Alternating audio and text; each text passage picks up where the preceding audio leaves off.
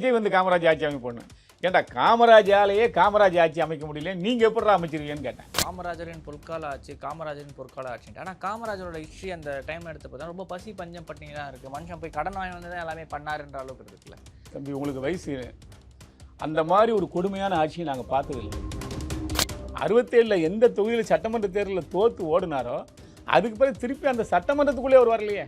சட்டமன்ற தேர்தலில் தலைவர் போட்டிட்டு இருக்கணும்ல, போட்டிட்டு தான் மக்கள் நம்புவாங்க. காமராஜை போட்டியிடலையே, ஓடி போய் நாகர்கோவிலில் போய் எம்பிக்கு நின்றுக்கிட்டாரா, அப்புறம் எப்படி மக்கள் ஓட்டு போடுவான்? அப்போ உனக்கே உன் மேல் நம்பிக்கை இல்லை. திமுக கூட்டணியை விட்டு காங்கிரஸ் வெளியே போயிட்டா சட்டமன்ற உறுப்பினராக போட்டியிடுறதுக்கு நான் தயார்னு ஒருத்தன் வரட்டும் பார்ப்போம். இது விஜய்க்கு ஆரம்பிச்சு 2 வருஷம் கட்சி ஆரம்பிச்சாச்சுல்ல, நீ உடனே திமுக கூட்டணியிலேருந்து வெளியே போய் விஜய் ஆதரிச்சு 2 பேரும் இந்த அரசுக்கு எதிராக எத்தனை போராட்டங்கள் நடத்திருக்கீங்க? மக்கள் விரோதமாக இந்த அரசு செயல்படுது, இந்த மாநில மக்களுக்கு எதிராக பிஜேபி செயல்படுது, மத்திய அரசு செயல்படுது. எத்தனை போராட்டங்களை முன்னெடுத்திருக்கிறீங்க, எத்தனை மக்கள் பிரச்சனைக்காக போய் நின்றுருக்கீங்க, எத்தனை கிராமங்களில் ஊரகங்களில் போய் நின்று இது வரைக்கும் பண்ணியிருக்கீங்க? தமிழ்நாட்டில் 1 கோடி ஓட்டுகள் வந்து எஸ்ஆர் மூலயமா வந்து எண்ணிக்கப்பட்டுச்சு. அதை கண்டிச்சு தாவேக்காவும் எந்த போராட்டமும் பண்ணல, காங்கிரஸ் எந்த போராட்டம் பண்ணல, பெரிய கட்சியில் எதுவுமே போராட்டமே பண்ணவே இல்லை. பீகாரில் பண்ணீங்கல்ல, இதே விஷயத்துக்காக பீகாரில் பண்ணீங்கல்ல, இதே ராகுல் காந்தி பண்ணார்ல, ஏன் தமிழ்நாட்டில் வந்து பண்ணலை? சாயங்காலம் 6 மணி ஆகிட்டா பிள்ளைச்சோறுன்னு சொல்லி வாசலில் நிற்பாங்க. ஒரு வீட்டுக்கு 4 பொம்பளைங்க வெளியில் நின்றுட்டு இருப்பாங்க. பிள்ளைச்சோறுனா அந்த பிள்ளைக்கு ஊட்டுறதுக்கு அந்த சோறு, நெல்லுச்சோறு. நெல்லுச்சோறுனா அரிசிச்சோறு, நெல்லுச்சோறுன்னு பேர். அதுக்கு அரிசிச்சோரே கிடையாது. வருஷத்தில் 4 நாள் தான் அரிசிச்சோரையும் நாங்கள் சாப்பிட்டு பார்த்துருப்போம். அப்போ அந்த பொம்பளையால் இப்படி பிடிச்சி கொண்டு வந்து இப்படி கொடுப்பாங்க. அதை அந்த பிள்ளைக்கு இப்படி ஊட்டிகிட்டு இருப்பாங்க. பக்கத்தில் இருக்க பிள்ளைக்கு ஊட்டிகிட்டு இருப்பா, கீழே பிடிச்சிருக்க ஒரு பிள்ளை கையை பிடிச்சிட்டு அது ஏங்கி இப்படி பார்த்துக்கிட்டே இருக்கும், நமக்கு இல்லையே இந்த சோறு அப்படின்னு. அப்படி ஒரு கொடுமையான காலத்தில் வாழ்ந்தது இந்த தமிழ் சமூகம். 67க்கு பிறகு, இன்னும் சொல்ல போனால் 77க்கு பிறகு புரட்சித் தலைவர் ஆட்சிக்கு வந்த பிறகு தான் தமிழ்நாடு முழுவதும் அனைத்து பேரும் மக்களும் அரிசிச்சோறு சாப்பிட்டதே அவர் தான் சாப்பிட வச்சது. ஒரே சாப்பாடு, சம சாப்பாடு சாப்பிட்டதே அவருடைய ஆட்சியில் தான். அதனால தான் மக்கள் இன்றைக்கி அவரை நினச்சிக்கிட்டு இருக்காங்க. முதல்ல நம்ம அக்ரிகல்ச்சர், நம்முடைய சுய தொழிலான, நம்முடைய நாட்டின் தொழிலான விவசாயத்தை நாம் பெருக்க வேண்டுங்கிறதுக்காக. அப்போ விவசாயத்துக்கு முக்கியமானது என்னது? தண்ணி. இந்த தண்ணியை எப்படி கொண்டு வருவது அப்படின்னு திட்டம் போட்டு எங்கெங்கே எந்தெந்த நதிகளிலெல்லாம் அணை கட்ட முடியுமோ அணைக்கட்டு. இது மத்திய அரசினுடைய 5 ஆண்டு திட்டத்தின் மூலமாக வந்த அணைக்கட்டு. ஒரு மாநில அரசு இதை செய்யலை. இந்தியா முழுவதும் கட்டினாங்க. அப்ப அவர் முதலமைச்சராக இருந்தாரு, கட்டினாங்க. அவ்வளவுதான். இவங்க அவரே கட்டினதா சொல்லிட்டு இருக்காங்க.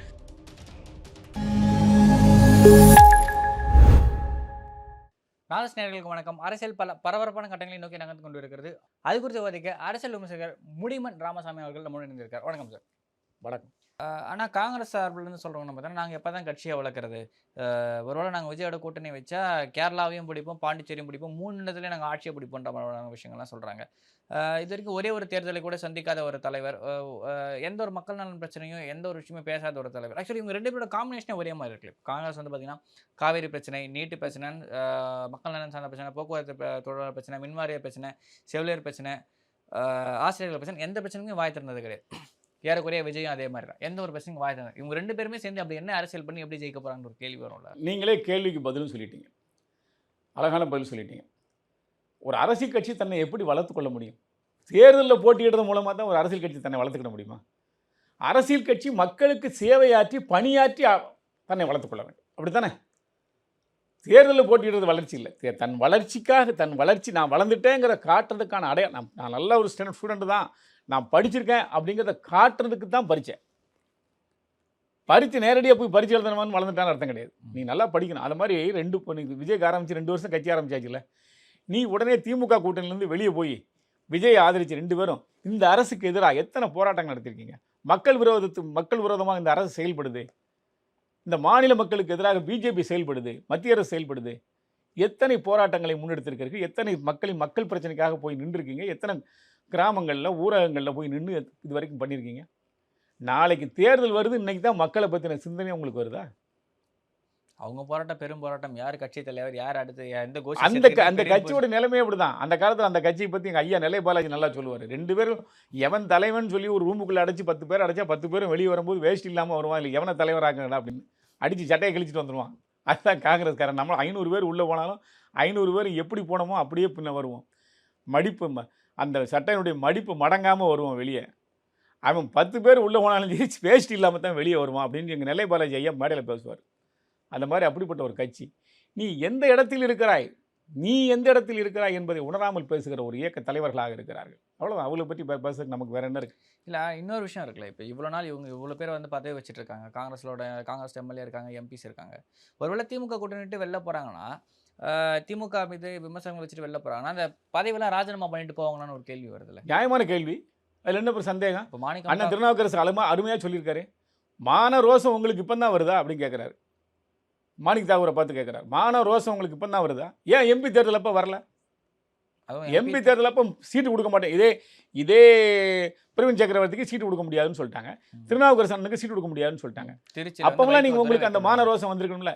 ஏன்னா அவ்வளோ பதிலும் நீ எம்பி ஆகணும்னு ஆசைப்பட்டேன். அவ்வளோதான். அடுத்தவனை பற்றி கட்சியை பற்றி உனக்கு கவலை இல்லை. நீ எம்பி ஆகணும்னு ஆசைப்பட்டேன். இப்போ எவனோ எம்எல்ஏ ஆக போகிறான், நமக்கு என்னன்னு நினச்சி நீ பேசுகிறேன் அப்படின்னு சொல்கிறாரு. நியாயம் தானே அது? இப்போ நம்ம மாணிக் தாகூரா எம்எல்ஏ ஆக போகிறான். ஜோதிமணிக்கும் மாணிக்கம் ரெண்டு பேரும் எம்பியாக இருக்குது. என்ன 5 வருஷத்துக்கு உனக்கு பிரச்சனை இல்லை. எம்எல்ஏ ஆக போகிறவன் உனக்கு கீழே இருக்கவன் ஆக போகிறான். அவன் ஆனா என்ன போனா என்னங்கிற எண்ணம் உனக்கு இருக்குது. நீ மானம் உள்ளவன் ரோசம் உள்ளவன் அப்போயே வெளியே வந்திருக்கணும். 10 சீட்டு தான் கொடுப்பேன், இவன் நிற்கக்கூடாது, அவன் நிற்கக்கூடாதுன்னு கண்டிஷன் போடுறான்ல. அன்னைக்கு நீ வெளியே வந்திருக்கலாம்ல. அவர் கேட்காருல்ல. அவர் அன்னைக்கு பாதிக்கப்பட்டார். அவர் கேட்குற நியாயம் இருக்குது. அவருக்கு திருச்சி கொடுக்க மாட்டேன்னு சொல்லி கொடுத்துட்டாங்க. அவருடைய சிட்டிங் சீட் அது. சிட்டிங் சீட் இல்லைங்க. அப்படி இல்லைன்னா கூட பரவாயில்ல. ஒரு சிட்டிங் சீட்டை பிடிங்கி கொடுக்கணும். துறை வைக்க கொடுக்க வேறு சீட்டு இடமே இல்லையா? கொடுக்கணும்னா நினச்சா கொடுக்கலாம். ஒரு சிட்டிங் சீட்டை பிடுங்கணும், இவரை ஓய்க்கணும்னே நினைச்சாங்க. அதுக்கு காங்கிரஸ்காரங்களே முக்கியமாக அதுக்கு நீங்கள் எல்லாம் எல்லாரும் உடனே தான் இருந்தீங்க. அப்போ அன்னைக்கு நீங்கள் ஏன் மாணிக் தாகூர் அன்னைக்கு எந்திரிச்சு குதிச்சுக்கலாம்ல? அவர் அண்ணன், அவர் சீனியர், என் கட்சிக்காரன். அண்ணனை விடுங்க, தம்பி விடுங்க. என் கட்சி எப்படா என் கட்சி சிட்டிங் சீட்டை பிடுங்களா? நீ கூட்டணியே வேண்டாம், தனிச்சு நிற்போம், அவமானப்படுவோம், தன்மானம் காப்போம், காத்துட்டு போ. தப்பு இல்லையே. இந்த வெக்கமானவங்களாம் அன்னைக்கு உனக்கு இல்லை. இன்னைக்கு ஆட்சியில் பங்கு அதிகாரம். எங்கப்பா ஆட்சியில் பங்கு? எங்க ஆட்சியில் பங்கு? ஆட்சியே உங்ககிட்ட இல்லையே. நீ வச்சிருந்த ஆட்சியே உன்கிட்ட இல்லையா? ஆட்சி இல்லாத இடத்துல வந்து ஆட்சியில் பங்கு கேட்டுட்டு இருக்க. இல்லை, ஆக்சுவலி இது கேட்குறவங்களாம் பார்த்தீங்கன்னா ரொம்ப மைனர் டிஃப்ரென்ஸில் ஜெயிச்சவங்களா தான் இருக்காங்க. ஆமாம். இதே தமிழ்நாட்டில் காங்கிரஸ் எம்பி சசிகாந்த் செந்தில் இருக்கிற 5 லட்சமோ 7 லட்சம் வாக்கு வித்தியாசத்தில் ஜெயிக்கிறாரு. அவர் இதை பற்றி கூட்டணி பற்றியோ இந்த தேர்தல் பற்றியோ எதுவுமே அரசியல் தெரியும்ல. அவர் வாய் திறக்கவே இல்லை. இத்தனைக்கும் கர்நாடகா தேர்தலில் காங்கிரஸ் ஜெயிக்கிறதுக்கு வீக வகுப்பாளர்லாம் இருந்திருக்காரு. இங்கே சொந்த தொகுதியில் வெறும் 3000 ஓட்டு வித்தியாசம், விஜய் பிரபாகரன் கிட்ட வெறும் 3000 ஓட்டு வித்தியாசத்தில் ஜெயிச்சுட்டு வந்த மாணிக்கம் தாகூர் ஏன் இவ்வளோ பேசுறாருன்னு ஒரு கேள்வி வருதுல்ல. அதாவது அதான் சொல்லல, இவங்கெல்லாம் வந்து எப்படின்னு கேட்டிங்கன்னா ராஜா வீட்டு கண்ணுக்குட்டிகளாகவே உட்காந்துக்கிட்டு இருக்காங்க. டெல்லி பாலிடிக்ஸ் மட்டும் பண்ணிக்கிட்டு இங்கே வர்றது, எலெக்ஷன் நிற்கிறது, ஜெயிக்கிறது, அதோட போயிடுறது. அதனால் இவங்களுக்கு ஒரு லோக்கல் பாலிடிக்ஸே என்ன, ஒரு அரசியல் கட்சி நடத்துறதுனா என்ன அப்படிங்கிறத பற்றி இவங்களுக்கு தெரியறதில்லை. அப்படி தெரிஞ்சிருந்தால் அவங்களுக்கு புரியும். சரி, அதனால் அவங்களுக்கு புரியறதில்லை. இன்னொரு குரூப் என்னென்னு கேட்டிங்கன்னா தேர்தல் களத்துக்கே வர்றதில்லை. திருச்சி வழிச்சாய் மாதிரி ஆட்கள் தேர்தலே நிற்கிறதும் இல்லை. தேர்தல் எப்படி இன்றைக்கி தேர்தல் எப்படி நடக்குன்னே அவங்களுக்கு தெரியாது. இன்றைக்கி தேர்தல் எப்படி நான் கேட்குறேன். இன்றைக்கி திமுக கூட்டணியை விட்டு காங்கிரஸ் வெளியே போயிட்டா சட்டமன்ற உறுப்பினராக போட்டியிடுறதுக்கு நான் தயார்னு ஒருத்தன் வரட்டும் பார்ப்போம். விஜய் கூட கட்சியில் போய் போட்டு சவுத்தில் எனக்கு தெரிஞ்சு ஒருத்தனும் வரமாட்டான். நீ பிடிச்சி தான் காங்கிரஸில் வேறு ஆளை பிடிச்சி தான் சீட்டு கொடுக்கணும். இருக்கிறவனை வரவே மாட்டான். உழைக்கிறதுக்கு அங்கே யார் இருக்கா? உழைக்காமலாம் இன்றைக்கி வெற்றியை கொண்டு வர முடியாது. தேர்தல் காலத்தில் உழைக்கணும். தானாக வர்றது 20% ஓட்டு தான் தானாக வரும். மீதி ஓட்டெல்லாம் உங்கள் உழைப்பின் மூலமாக தான் நீங்கள் கொண்டு வந்து நிறுத்தணும். 20% தானாக போட்டுருவான். அவன் பாட்டில் வந்து போட்டுகிட்டே இருப்பான். மீதி இதை போய் கிராமங்கள்லாம் கூப்பிடணும், வாங்க கூடுவாங்கன்னு போகணும், ஆனால் வண்டி வச்சு கூட்டு வந்து விடணும், எல்லாம் பண்ணணும். உழைப்பின் மூலமாக தான் அந்த ஓட்டை சேர்க்கணும். அதுக்கு கேடர்ஸ் வேணும். உங்கள் கட்சியில் கேடர்ஸ் இருக்கா? முதல்ல இவங்க எத்தனை தெருமுனை கூட்டம் போட்டிருக்கீங்க, எத்தனை பொதுக்கூட்டம் போட்டிருக்கீங்க? முதலே சொல்லிட்டேன். இவங்க எதுவுமே இந்த 2 வருஷத்தில் இந்த 4 வருஷத்தில் மேடையில் உட்காந்து திமுக போட்ட மேடையில் உட்காந்து எரிஞ்சு போயிருக்காங்க. இதை தவிர இவங்க வேறு என்ன செஞ்சுருக்காங்க? சரி, ராகுல் காந்தி ஓட்டு திருட்டு யாத்திரை அந்த மாதிரி விஷயங்கள்லாம் வந்து பண்ணிட்டு இருந்தார், அதெல்லாம் பேசிகிட்டு இருந்தார். தமிழ்நாட்டில் 1 கோடி ஓட்டுகள் வந்து எஸ்ஆர் மூலயமா வந்து எண்ணிக்கப்பட்டுச்சு. அதை கண்டிச்சு தாவேக்காவும் எந்த போராட்டமும் பண்ணல, காங்கிரஸும் எந்த போராட்டமும் பண்ணல. பெரிய கட்சியில் எதுவுமே போராட்டமே பண்ணவில்லை. பீகாரில் பண்ணீங்கள, இதே விஷயத்துக்காக பீகாரில் பண்ணீங்கள, இதே ராகுல் காந்தி பண்ணார்ல, ஏன் தமிழ்நாட்டில் வந்து பண்ணலை? பண்ண மாட்டார். அவருக்கு தெரியும் தமிழ்நாடு பாலிடிக்ஸ்னால் எப்படி இருக்குன்னு அவருக்கு தெரியும். ஏன்னா அவர் ஆல் இந்தியா தலைவராக இருக்கார். தமிழ்நாடு பாலிடிக்ஸ் எப்படி இருக்குங்கிறது அவருக்கு தெரியும். நிச்சயமாக வந்து பண்ண மாட்டார். இவங்க போய் கூப்பிட்டாலும் வர மாட்டாங்க. இவங்க என்ன எனக்கு தெரியுங்க, இவங்க என்ன கற்றுங்க இருக்கிறவங்க கற்றுனாலும் சரி, கடைசி முடிவு எடுக்கிறது ராகுல் காந்தி தான், அகில இந்திய தலைமை தான். அவங்க என்ன முடிவு எடுப்பாங்கங்கிறது நமக்கு தெரியும். இவங்க வாட்டில் இங்கே சொல்லிகிட்டே இருப்பான், காமராஜர் ஆட்சியை மீண்டும் வைக்க போகிறோமா. திடீர்னு ஒரு நாள் எந்திப்பான். திடீர்னு காலையில் எந்திரிச்சோன்னா காங்கிரஸ்காரன், நாங்கள் காமராஜர் ஆட்சி அமைப்போம், இப்போ தான் சமீபமாக கொஞ்சம் காலமாக விட்டுருக்காங்க, ஒரு 10 7 5 வருஷம். அதுக்கு முன்னாடி சொல்லிட்டே இருப்பாங்க காமராஜ் ஆட்சி விஜய் சொல்ல ஆரம்பிச்சு அவங்க விட்டாங்க. ஆமாம், விஜய் வந்து காமராஜ் ஆட்சி அமைப்போன்னு. நான் தமிழ்நாட்டிலே பேசினவனே நான் தான். ஏன்டா காமராஜாலேயே காமராஜ் ஆட்சி அமைக்க முடியல, நீங்கள் எப்படிடா அமைச்சிருவீங்கன்னு கேட்டேன். நான் தான் பேசினேன் முதல்ல தமிழ்நாட்டில். காமராஜாலேயே காமராஜ் ஆட்சி அமைக்க முடியல. 67 தோத்த காமராஜ் 77 வரைக்கும் உயிரோடு இருந்தார்ல, அமைக்க முடிஞ்சுதா? அப்போ காமராஜாலேயே அவர் ஆட்சி அமைக்க முடியல, இன்னொருத்தன் வந்து அவர் ஆட்சி அமைக்க போகிறோன்னு சொல்கிறது எப்படி? அவர் ஆட்சி கடைசி வரைக்கும் அவர் ஆட்சி கட்டில் இருந்தாருன்னா அவர் ஆட்சியை நான் அமைக்க போகிறேன்னு சொல்கிறது நியாயம் இருக்குது. அவராலே அவர் ஆட்சி, இழந்த ஆட்சி அவராலேயே பெற முடியலையே. கட்சியே கண்ட்ரோல் பண்ண முடியல. இழந்த ஆட்சி மட்டும் இல்லை, திருப்பி சட்டமன்ற தேர்தலுக்கே அவர் வரலையே. 67 எந்த தொகுதியில் சட்டமன்ற தேர்தலில் தோற்று ஓடினாரோ அதுக்கு பிறகு திருப்பி அந்த சட்டமன்றத்துக்குள்ளே அவர் வரலையே. வந்திருக்கணும்ல. திருப்பி 71 தேர்தல் நடக்கல. காங்கிரஸ் 71 சட்டமன்ற தேர்தல் நடக்கல. காங்கிரஸ் மீண்டும் ஆட்சிக்கு வரணும்ல, வரணுமா இல்லையா? அப்போ நீங்கள் என்ன செஞ்சுருக்கணும்? சட்டமன்ற தேர்தலில் தலைவர் போட்டிட்டு இருக்கணும்ல. போட்டிட்டு தான் மக்கள் நம்புவாங்க. காமராஜை போட்டியிடலையே, ஓடி போய் நாகர்கோவிலில் போய் எம்பிக்கு நின்றுக்கிட்டாரா? இப்போ எப்படி மக்கள் ஓட்டு போடுவான்? அப்போ உனக்கே உன் மேல் நம்பிக்கை இல்லை. இனி நம்ம வந்து அரசுக்கு கட்சி நடத்த முடியும், ஆட்சி நடத்த முடியும் நம்பிக்கை உனக்கே இல்லை. மக்கள் அன்னைக்கே தூக்கி போட்டான். என்னைக்கு தனக்கு ஓடி போனவன் என்னைக்கு களத்தில் நிற்க முடியாதுங்கிறதுங்க. ஓடி போனால் அவன் களத்தில் நிற்க முடியாது. களத்தை விட்டு ஓடிட்டாங்களே அவங்கலாம். அதில் தானே காங்கிரஸ் இப்படி போச்சு, கேவலமாக போச்சு. இன்றைக்கி இருக்கிற நிலைமை நாம் எந்த இடத்துல இருக்கணும் தெரியாமலே பேசிக்கிட்டு இருக்கான் சில பேர். இல்லை, அதில் இன்னொரு ஒரு சில பேர்லாம் சொல்கிறாங்க காமராஜரின் பொற்கால ஆட்சி, காமராஜரின் பொற்கால ஆட்சின்ட்டு. ஆனால் காமராஜரோட ஹிஸ்ட்ரி அந்த டைமில் எடுத்து பார்த்தா ரொம்ப பசி பஞ்சம் பட்டினி தான் இருக்குது. மனுஷன் போய் கடன் வாங்கி வந்து தான் எல்லாமே பண்ணாருன்ற அளவுக்கு இருக்குல்ல. தம்பி, உங்களுக்கு வயசு அந்த மாதிரி ஒரு கொடுமையான ஆட்சியை நாங்கள் பார்த்ததில்லை தம்பி. நான் பார்த்ததில்லை. நான்லாம் அந்த வயசில் பிறந்தோம். குடிக்க ஒரு வேளை கஞ்சி கிடையாது தம்பி, போட்டுக்கிற ட்ரெஸ்ஸு கிடையாது. எத்தனை பேர் பள்ளிக்கூடத்துக்கு வரும்போது எத்தனை பேர் வந்து கிழிஞ்ச ட்ரௌசர் போட்டு வருவான் தெரியுமா? அது ஒரு சொல்லக்கூடாது, மறைந்து விட்டாங்க அவங்கெல்லாம். அவங்க அதில் அந்த தலைவர்கள்லாம். அதெல்லாம் நம்ம வந்து அப்படி ஒரு ஆட்சியை பொற்கால ஆட்சின்னு சொல்கிறாங்கன்னா இவங்கெல்லாம் மனிதர்களான்னு எனக்கு தெரியல. எப்படி இது பொற்கால ஆட்சி? தொடர்ச்சியாக கட்டமைச்சிட்டே இருக்காங்களே யாரு? அதுதான் மிகப்பெரிய தவறு பண்ணிட்டு இருக்காங்க. அப்படின்ற விஷயம். கஞ்சியே கிடையாது. பல நாளாக கிராமத்தில் பிறந்து வளர்ந்தவன். புளிச்சேனி பானையில் கிடக்கும் கஞ்சி, இப்படி கஞ்சி புளிச்சேனி பானையில் கிடக்கும். வீட்டில் மத்தியில் வச்சுருப்பாங்க. அந்த புளிச்சேனி பானை கஞ்சி குடிக்கிறதுக்கு 4 பையன் இருந்தால் எவன் முந்தி வந்தானோ அவன் குடிச்சிட்டு போயிடுவான். வந்தவனுக்கு வெறும் தண்ணி தான் இருக்கும், ஒன்றுமே இருக்காது. பசி பட்டினியில் கிடப்பான். குடிக்கட்டும், போட்டுக்கிட்ட ட்ரெஸ்ஸுக்கு தலையில் தேய்க்க எண்ணெய் உண்டாதங்க தம்பி. எண்ணெயே கிடையாது வீட்டில். தேங்காய் எண்ணெய் தலையில் தேய்க்க முடியாது. இப்படி ஒரு காலத்தில் தான் நாங்கள்லாம் வாழ்ந்துட்டு இருந்தோம். அப்படித்தான் வாழ்க்கை இருந்தது. எங்கள் வாழ்க்கை அப்படின்னா 2 பைசா, வெறும் 2 பைசா கூட கொடுக்க முடியாது. வீட்டில் இருக்காது. பணம்னா என்னன்னே தெரியாது. இப்படி பருத்தி கொடுப்பாங்க. மத்தியான நேரத்துக்கு வந்தால் இப்படி பருத்தி கொடுப்பாங்க, அதாவது வாங்கி சாப்பிட்டுக்கடா அப்படின்னு சொல்லி. இல்லை சீனி கிழங்கு இல்லை வாங்கி சாப்பிட்டுக்கிடுவாங்க. அதாவது பசியாலும் பட்டினியாலும் மடிந்த உயிர்கள் எத்தனை கணக்கில் அடங்காது. அதை பயன்படுத்தினா திமுக வந்து பிரச்சாரம் பண்ணி அதுதான் சொல்கிறேன். மனிதனுக்கு முதல்ல என்னது? சாப்பாடு. கேட்டால் சொல்லுவான் சாப்பாடு கொடுக்க. சாப்பாடு தாண்டா மனுஷனேமோ, சாப்பாடு இல்லைன்னா மனுஷன் எதுடா? எங்கள் ஊரெல்லாம் பார்த்தீங்கன்னா சாயங்காலம் 6 மணி ஆகிட்டா பிள்ளைச்சோறுன்னு சொல்லி வாசலில் நிற்பாங்க.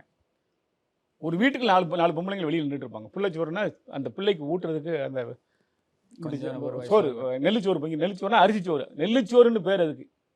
அரிசிச்சோரே கிடையாது. வருஷத்தில் 4 நாள் தான் அரிசிச்சோரையும் நாங்கள் சாப்பிட்டு பார்த்துருப்போம். அப்போ அந்த பொம்பளையால் இப்படி பிடிச்சி கொண்டு வந்து இப்படி கொடுப்பாங்க. அதை அந்த பிள்ளைக்கு இப்படி ஊட்டிகிட்டு இருப்பாங்க. பக்கத்தில் இருக்க பிள்ளைக்கு ஊட்டிகிட்டு இருப்பா. கீழே பிடிச்சிருக்க ஒரு பிள்ளை கையை பிடிச்சிட்டு அது ஏங்கி இப்படி பார்த்துக்கிட்டே இருக்கும். நமக்கு இல்லையே இந்த சோறு அப்படின்னு. அப்படி ஒரு கொடுமையான காலத்தில் வாழ்ந்தது இந்த தமிழ் சமூகம். 67க்கு பிறகு, இன்னும் சொல்ல போனால் 77க்கு பிறகு புரட்சித் தலைவர் ஆட்சிக்கு வந்த பிறகுதான் தமிழ்நாடு முழுவதும் அனைத்து பேரும் மக்களும் அரிசி சோறு சாப்பிட்டதே அவர் தான் சாப்பிட வச்சது. குறிப்பாக அண்ணா வந்து ஆட்சி பிடிக்கிறதுக்கான அந்த தாரக மந்திரமாக இருந்தது பசிக்கு அழுவாத குழந்தை, அந்த மாதிரியான விஷயங்கள் தான் சொல்லி. அதாவது படியரிசி கொண்டு வர சொன்னார். நீங்கள் படியரிசி ரூபாய்க்கு 1 படி அரிசி, ரூபாய்க்கு 7 படி 8 படின்னு சொன்னாங்கன்னு சொல்லுவாங்க. ரூபாய்க்கு 1 படி அரிசி தர்றேன்னு தான் அவருடைய இது. அரிசி கொண்டு வந்தாங்க. ஆனால் அது திருப்பி கருணாநிதி காலத்தில் அது 2வது மறக்கடிக்கப்பட்டது. புரட்சித் தலைவர் தான் அதை கொண்டு வந்து ரேஷன் கடையில் போட வச்சு 2 ரூபாய்க்கு அரிசியை போட்டு எல்லா மக்களும், நாங்கள்லாம் தெருவில் அப்பமெல்லாம் என் தம்பிகள்லாம் இங்கெல்லாம் வந்து நாங்கள்லாம் இந்த தெருவில் உட்காந்து கூட்டாஞ்சோறுன்னு சாப்பிடுவோம். எல்லா பிள்ளைகளும் பக்கத்து வீட்டு பிள்ளைகள்லாம் ஒன்றா உட்காந்து கூட்டான் சோறுன்னு சாப்பிடுவோம். ஸ்ட்ரீட் லைட்டில் உட்காந்து. வீடுகளிலே லைட் இருக்காது. லைட்டே கிடையாது தம்பி, இருட்டு கூட தான் வாழ்ந்த, கரண்டே கிடையாது. இவங்க பொற்காலம் ஆச்சுங்க. லைட் இருந்தால் தானடா பொற்காலம். லைட்டே இல்லையே, பொற்காலம் எப்படி பொற்காலம்? எனக்கு தெரியல அதுக்கு பேர் பொற்காலம்னு. சாலை வசதிகள் கிடையாது, சாலை வசதி கிடையாது, ஒன்றும் கிடையாது, பஸ் போக்குவரத்து கிடையாது, எதுவுமே கிடையாது. நான்லாம் 8 கிலோமீட்டர் நடந்தே படித்தேன். பஸ் போக்குவரத்தே கிடையாது, லைட்டே கிடையாது. இப்படி தீபம் விளக்கெண்ண தீபம் வச்சுக்கிடுவோம். இப்படி தீபத்தை வச்சுக்கிட்டு தான் அதை வச்சுக்கிட்டு வெளியே ஸ்ட்ரீட் லைட் போட்டிருப்பாங்க. அதில் உட்காந்து சாப்பிடுவாங்க என் தம்பிங்கெல்லாம் அங்கே வந்து உட்காரும்போது. ஏன்னா எல்லார் வீட்லேயும் சாப்பாடு கொண்டு வர முடியாது. சில வீட்டில் சாப்பாடே இருக்காது, சில வீட்டில் கொண்டு வந்தால் எல்லோரும் ஒவ்வொருத்தரும் வித்தியாசமாக சாப்பாடும். ஒருத்தர் கேப்பக்களி வச்சுருப்பாங்க, ஒருத்தர் கம்மஞ்சோறு வச்சுருப்பாங்க, ஒருத்தர் சோளச்சோறு வச்சுருப்பாங்க, ஒருத்தர் குதிரைவாளி சோறு வச்சுருப்பாங்க. வித்தியாசமாக அரிசி சோறே வந்துட்டு இருக்காது. 77க்கு பிறகு தான் தலைவர் எம்ஜிஆர் ஆட்சிக்கு பிறகு தான் எல்லா பிள்ளைகளும் அரிசி சோறே வச்சுருக்கோம். ஒரே சாப்பாடு, சம சாப்பாடு சாப்பிட்டதே அவருடைய ஆட்சியில் தான். அதனால தான் மக்கள் இன்றைக்கி அவரை நினச்சிக்கிட்டு இருக்கான். அவரை மக்கள் நினைக்கிறதுக்கு ஒரே காரணம் தான். ஒத்த லைட்டு, ஒரு லைட்டு, ஒரு வீட்டுக்கு ஒரு விளக்கு திட்டம் கொண்டு வந்தார். வீட்டுக்கு ஒரு விளக்கு திட்டம்னு சொல்லிட்டு ஒரு அம்மா வந்து மொத்தம் குடிசை இவ்வளோ தான் இருக்கும். அந்த அம்மா எங்கள் அம்மாட்ட வந்து சொல்லிட்டு இருக்கு, தாய் அந்த லைட்டை ஒரு சுவிட்சை போட்டோன்னே எவ்வளோ வெளிச்சமாக இருக்குன்னு பார்த்தீங்க, அவ்வளோ வெளிச்சமாக இருக்குது தாய், அப்படி ஒரு வெளிச்சம் தாய் வீடு போகிறோன்னு. ஏன்னா அங்கே அடுப்பு பற்ற வைக்கிறதுக்கும் இந்த கை விளக்கு எடுத்துக்கிட்டு தான் போனோம். போய் எடுத்து அங்கே நின்று அடுப்பு பற்ற வச்சுட்டு வரணும். திருப்பி வீட்டுக்காரர் ஏதாவது ஒரு கேட்டால் அதை எடுக்க, தீப்பெட்டி எடுத்து இங்கே அதை எடுத்துக்கிட்டு தான் வரணும். இப்படித்தான் வீடு நிலைமை. மக்களுக்கு ஒளி விளக்கு ஏற்றி வச்சது அவர் தான், உணவு கொடுத்தது அவர் தான். எல்லாமே வந்தது இந்த திராவிட கழக ஆட்சிகள், இந்த திராவிட ஆட்சிகள் தான் எல்லாம் வந்துச்சு. தவறுகள் இருக்குமா? இருக்கும். ஆட்சியாளர்களிடம் தவறுகள், எல்லா ஆட்சியாளர்களிடம் தவறு இருக்கும். தவறு இல்லாத ஆட்சியாளர் சொல்ல முடியாது. திமுக காலம், கருணாநிதி காலத்திலும் சில நல்ல திட்டங்கள் வந்திருக்கு, நம்ம மறுக்க முடியாது. இவங்க உடனே சொல்லுவாங்க காமராஜ் காலத்தில் அணையை கட்டினாங்க, அந்த அணையை கட்டினது காமராஜ் தான், இந்த அணையை கட்டினது காமராஜ் தான், இதெல்லாம் சொல்லிட்டு. இல்லை ஆக்சுவலி காமராஜர் அணை கட்டினாரு, ஆனால் அங்கேருந்து வெளியேற்ற மக்களுக்கு ப்ராப்பரான ரீஹபிலேஷன் கொடுக்கலன்ற மாதிரி கம்ப்ளைண்ட்ஸ் வந்து நிறைய இடத்துல இருக்குல்ல. போதுமான இந்திய பொருளாதாரம் தெரியாதவர்கள் இப்படி சொல்லுவாங்க. என்கிட்ட கேட்டால் இந்தியா 47 சுதந்திரம், 49 இந்தியா தனக்கான கட்டமைப்பை தனக்கான சட்டங்களை ஏற்றிக்கொண்டு 52 முதல் முதலாக தேர்தல் களத்துக்குள்ளே வருகிறது. நம்மை நாமே ஆளத் தொடங்குகிறோம். அதுதான் நம்மை நாமே ஆளத் தொடங்குகிறோம். அப்போ நம்மை நாமே ஆளுகிற போது நம் நாட்டை நாம் உயர்த்த வேண்டும் இல்லையா? அப்போ நம்ம நாடு என்ன நிலையில் இருக்கிறது அதை முதல்ல பார்க்கணும். அதான அரசுகள். அப்போ நம்முடைய நிலை என்ன? நாம் முழுக்க நாம் விவசாயம் சார்ந்தவர்கள். நம்ம நாடு என்பது முழுக்க முதல்ல விவசாய தொழில் சார்ந்தவர். அப்போ விவசாயத்தை பெருக்க வேண்டும், இதுதான் முதல் திட்டம். அப்போ 5 ஆண்டு திட்டம் எடுக்கிறது அரசு. அந்த 5 ஆண்டு திட்டத்துக்கு முதல்ல 5 ஆண்டு திட்டத்துக்கு பேர் என்ன தெரியுமா? Agriculture plan. அதுக்கு பேரே அக்ரிகல்ச்சர் பிளான் தான். முதல்ல நம்ம அக்ரிகல்ச்சர், நம்முடைய சுய தொழிலான, நம்முடைய நாட்டின் தொழிலான விவசாயத்தை நாம் பெருக்க வேண்டுங்கிறதுக்காக. அப்போ விவசாயத்துக்கு முக்கியமானது என்னது? தண்ணி. இந்த தண்ணியை எப்படி கொண்டு வருவது அப்படின்னு திட்டம் போட்டு எங்கெங்கே எந்தெந்த நதிகளிலெல்லாம் அணை கட்ட முடியுமோ அணைக்கட்டு. இது மத்திய அரசினுடைய 5 ஆண்டு திட்டத்தின் மூலமாக வந்த அணைக்கட்டுகள். ஒரு மாநில அரசு இதை செய்யலை. இந்தியா முழுவதும் கட்டினாங்க. அப்போ அவர் முதலமைச்சராக இருந்தார், கட்டினாங்க, அவ்வளோதான். இவங்க அவரே கட்டினதா சொல்லிட்டு இருக்காங்க. சரி, அதையும் நம்ம ஏற்றுக்க வேண்டியது, அதை பற்றி ஒன்றும் இல்லை. அவர் முதலமைச்சராக இருந்தார், ரைட்டுன்னு கொடுவோம், அதை பற்றி ஒன்றும் கிடையாது. ஏன்னா அதுக்கு அணை கட்டின உடனே எல்லாம் பஞ்சம் பசி பூரம் தீந்துருச்சா?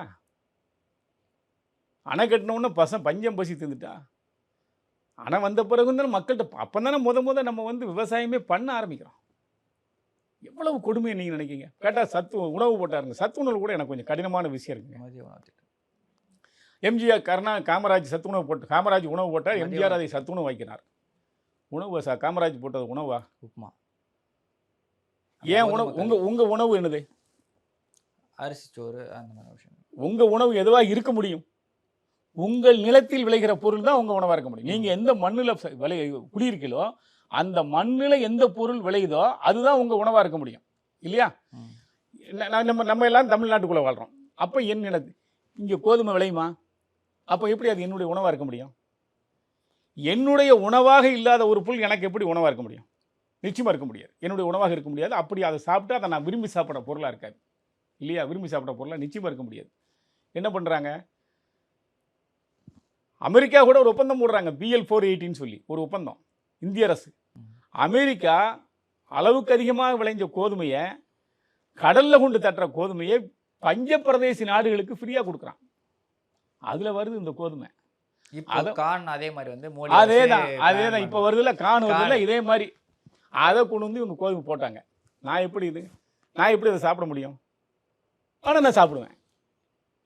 நான் எப்படி சாப்பிட முடியும்னு கேட்குறேன். அப்புறம் நான் ஏன் பசிக்க எனக்கு ஒன்றுமே இல்லைல்ல, பசிக்கிற எனக்கு ஒன்றுமே இல்லைல்ல, அப்போ நான் அதை சாப்பிட்டு தானே ஆகணும்.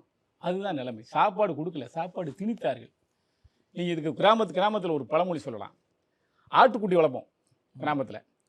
அந்த ஆட்டுக்குட்டி வீட்டில் குலை பிடிங்க எடுத்து குலை கொடுப்போம். அது பாலாட்டங்குளன்னு ஒரு குலை சாப்பிடும். அந்த பாலாட்டங்குளை தான் அது சாப்பிடும். அதுக்கு நம்ம கட்டுவோம். மழை பெஞ்சிரும். எந்த காட்டுக்குள்ளேயும் நீங்கள் இறங்க முடியாது, இறங்கி பாலாட்டங்குளை கொடுக்க முடியாது. அப்போ அந்த ஆட்டுக்குட்டிக்கு உணவு கொடுக்கணும்ல. என்ன செய்வாங்க, பெரிய ஆளுக்கு போய் வேப்ப மரத்தை, அதுதான் ஊருக்குள்ளே நிற்கும், 2 வேப்பங்குலையை ஒடிச்சு கொண்டு வந்து அதை கட்டி வச்சுருவாங்க. அது என்ன செய்யும், சாயங்காலம் 5 மணிக்கு கொண்டு வந்து கட்டுவாங்க. அது வேப்பங்குலையை ஆட்டுக்குட்டி திங்குமா? திங்காது. அதுவும் 8 மணி 9 மணி வரைக்கும் அப்படியே கொலைக்கிட்டே படுத்து கிடந்து சோம்பி படுத்து கிடக்கும். கரெக்டாக காலையில் எழுந்துச்சு பார்த்தோன்னா அவ்வளோ கொலையும் தின்றான். பசி கொடுமை. இதுதான் அந்த உணவு. புரட்சி தலைவர் எம்ஜிஆர் நீ என்ன சாப்பிட்றோ அதான் உன் சாப்பாடுன்னு போட்டார். எல்லாருக்கும் அரிசி சாப்பாடு, சாம்பார், அரிசி சாப்பாடு, குழம்பு, அதுதான் சாப்பாடு. அதனால் சாப்பாடு போட்டதே அவர் தான். அதை விட்டுட்டு சாப்பாடு அவர் உணவு போட்டார், இவர் மதியம் சத்துணவு போட்டார்னு பேசுகிறதெல்லாம் இவங்க சும்மா இதுக்காக பேசிக்கிறது இல்லை. அது வேறு சப்ஜெக்ட்.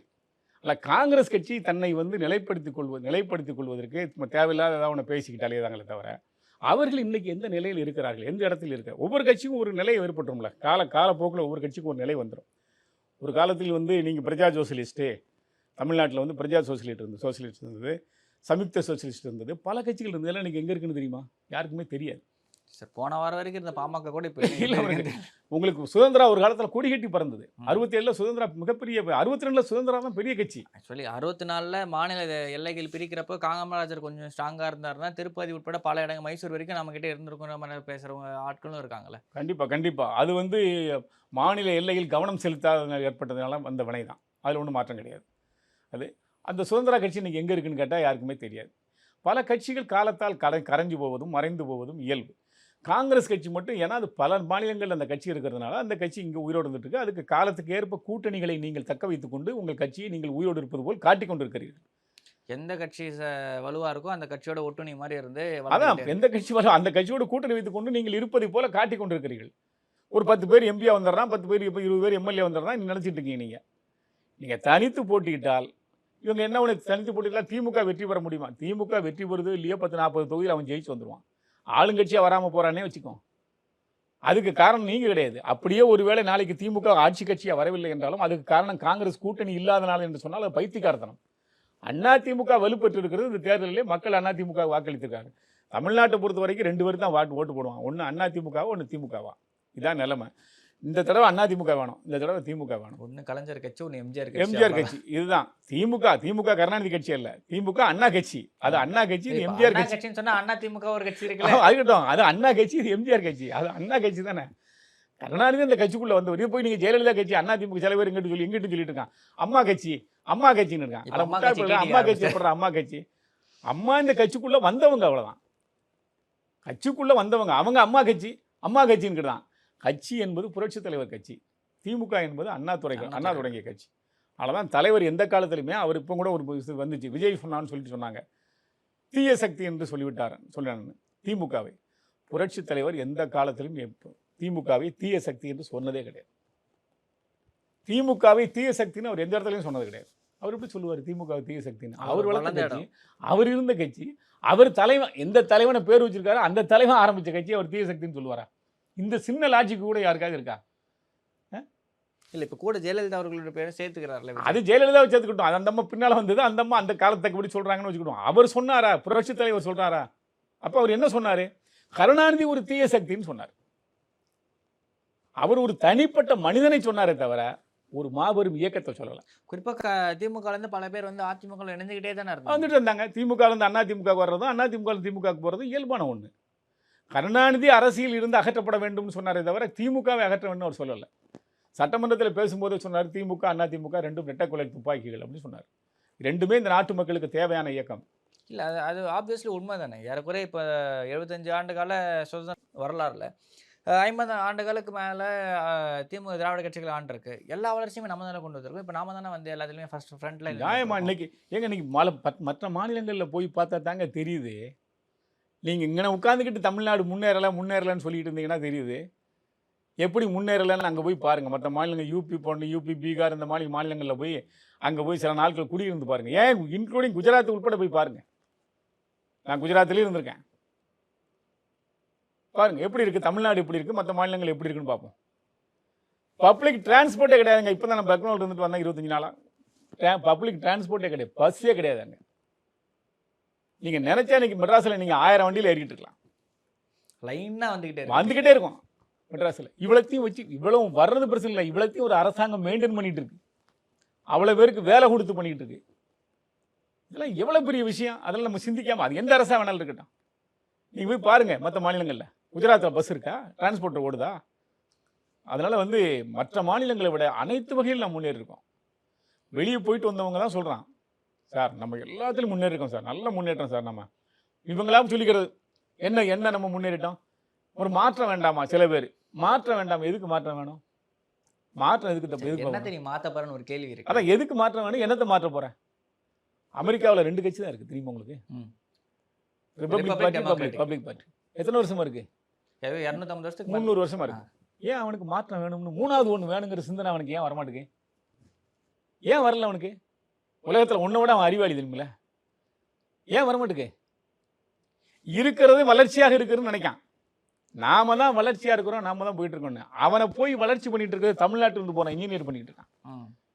அதை அந்த அமெரிக்காவை வளர்ச்சி பாதை கொண்டு இருக்கிற மனிதர்கள் தமிழ்நாட்டிலிருந்து போனவன். அப்போ இந்த தமிழ்நாடு எவ்வளவு வளர்ச்சியில் இருக்கும்னு நினைக்கிறேன். வளர்ச்சியில் இருக்கு. இதை போய் நீ மாற்ற வேணும்னு சொல்றியா? அப்போ உனக்கு என்னமாவது கொஞ்சமாவது ஏதாவது இருக்கான்னு கேட்டோம். இதில் என்ன மாற்றம் வேண்டியிருக்கு? சில விஷயங்களில் தெளிவு வேண்டி இருக்கிறது, சில விஷயங்களில் கொஞ்சம் வளர்ச்சி வேண்டி இருக்கிறது. அப்படி சொல்லி அது நியாயம். மாற்றம் வேணும்னு இருந்தா இவங்க, அதாவது இந்த நீங்க இப்போ சொன்னீங்கல்ல இளைஞர்கள், இவங்களுக்கு எல்லாத்துலேயுமே எதை கொண்டு கொடுத்தாலும் சரி அது பிடிக்காது, இன்னொன்று வேணுமா. நீங்கள் எதை கொண்டாலும் கொடுங்க, இது நல்லா இல்லை, இதை விட அது நல்லா இருக்கும். இவனுடைய பார்வை எப்பவுமே தூரத்தில் இருக்கிறதே இவனுக்கு நல்லதாக தெரியுமே தவிர பக்கத்தில் இருக்கிறத இவன் நல்லதாகவே பார்க்க மாட்டான். இவன் தகப்பனையே முதல்ல இவன் நல்லதாக பார்க்க மாட்டான். நம்ம அப்பா கூட அவர் சிறந்தவர், நிறைய சொத்து சேர்த்துருக்காரு, அப்படி பண்ணியிருக்காரு அப்படி நினைப்பானே தவிர தன் தகப்பனுடைய உழைப்பு என்ன இருக்குன்னு பார்க்க மாட்டான். உனக்கு உன் தாத்தா என்ன கொடுத்துட்டு போனாரு, உங்கள் அப்பா இப்படி உன்னை வளர்த்துருக்காரு, அதை நினச்சிப்பாரு. எல்லைக்கேற்ற எல்லோருண்டா தான் இருக்கும். எல்லாருமே ஒரே மாதிரி இருக்க முடியாது. இன்னைக்கு அமெரிக்காவுடைய வளர்ச்சிக்கு பங்காற்றுறது பல பங்காற்றி கொண்டிருக்க தமிழ்நாட்டில் இருந்து சென்ற இளைஞர்கள் இங்கே படிச்சுட்டு போனவங்க. அப்போ எந்த அளவுக்கு இந்த தமிழ் மாநிலம் முன்னேறி இருக்குன்னு பாருங்க. அதனால இங்கே வந்து அப்படின்னா இங்கே ஒரு பெரிய சிறப்புக்குரிய ஆட்சியும் லஞ்ச ஊழல் இல்லாத ஆட்சி தான் நடக்கா அப்படின்னு கேட்டுறாங்க. எங்கேயுமே உலகத்தில் அப்படி நடக்காது. எனக்கு தெரிஞ்சு உலகத்தில் லஞ்ச ஊழல் இல்லாத ஆட்சி அப்படி வரணும்னா அண்ணன் வலம்புரிஞ்சான் சொன்ன மாதிரி முருகக்கடவுள் முதலமைச்சராக வேணும். முருகக்கடவுள் முதலமைச்சராக வந்து, புத்தர் பொதுப்பணித்துறை அமைச்சராக வந்து, மகமது நபி மக்கள் நல்வாழ்வுத்துறை அமைச்சராக வந்து, இயேசு பெருமான் நிதித்துறை அமைச்சராக வந்து, காந்தி கதர்த்துறை அமைச்சராக வந்து, அண்ணா அறநிலைத்துறை அமைச்சராக வந்தா ஒருவேளை இருக்கா. அதுவும் ஒருவேளை தான் சொன்னார். அவங்க அப்படி அமைஞ்சிரும்னு சொல்லலை. வந்தா அது வேண்டாம், ஒருவேளை அப்படி இருக்கலாமே தவிர மற்ற எந்த அரசுலையும் நீ எல்லாமே சுத்தமாக இருக்குன்னு ஒரு அரசை நீ பார்க்கவே முடியாது. அது யாராக வந்தாலும் நடக்காது. வரலாறு முழுக்கமே அப்படி தானே இருக்கு. வரலாறு அப்படித்தானே, அதுதானே வரலாறு. வரலாற்றில் எல்லாம் நீங்கள் வந்து கடல் இருக்குல்ல, முத்துக்கு அந்த கடல் இடம் கொடுக்குது இல்லையா? முத்துக்கு இடம் கொடுக்குது, உப்புக்கு இடம் கொடுக்குது. உப்பு உணவுக்காகுது, முத்து அழகுக்காகுது. அதே கடல் எதுக்கு இடம் கொடுக்குது? உயிர் பறிக்கும் திமிங்கலங்களுக்கு இடம் கொடுக்குது இல்லையா? அதே மாதிரி அரசியல்னு வந்துட்டுனா அதுக்குள்ள நல்லவர்களும் இருப்பார்கள், கெட்டவர்களும் இருப்பாங்க. 2 பேர் நிறைந்தா இருப்பான். அப்போ நல்லவர்கள் நல்ல பாதை கொண்டு செல்லும்போது தீயவர்கள் சில தீய பாதைக்கு போகும். அந்த தீய பாதைக்கு போகிறவர்களை திருத்துவதாக இருக்க வேண்டுமே தவிர அவர்களை அழிப்பதாக நம்ம இருக்கக்கூடாது. அழிச்சு நீ அரசியல் பண்ண முடியாது.